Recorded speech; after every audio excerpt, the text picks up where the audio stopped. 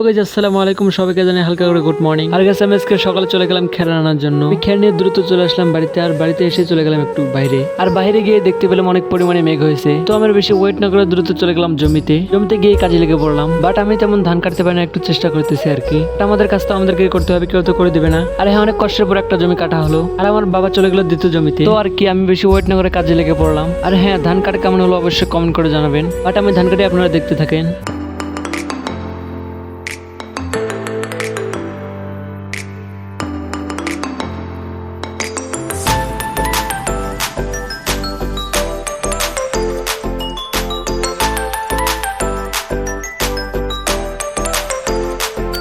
অনেকক্ষণ ধান কাটার পর অবশ্যই ধান কাটা আমাদের শেষ। আমি বেশি ওয়েট না করে কিছু ধান নিয়ে চলে আসলাম বাড়িতে। বাট আজকে শুক্রবার, নামাজ পড়তে যেতে হবে। আমি বাড়িতে এসে গোসল করে চলে গেলাম নামাজ পড়ার জন্য। হ্যাঁ, আরেকটা কথা, আপনারা সবাই চেষ্টা করবেন যেন আপনাদের শুক্রবার নামাজটা কাজা না যায়। তো বকবক তো অনেক করলাম, তো ঠিক আছে, সবাই ভালো থাকেন। যদি ভালো লাগে তাহলে লাইক, কমেন্ট, শেয়ার এবং চ্যানেলটি সাবস্ক্রাইব করে দেখাবো অন্য ভিডিওতে। ভাই, আসসালামু আলাইকুম ওয়া রাহমাতুল্লাহ।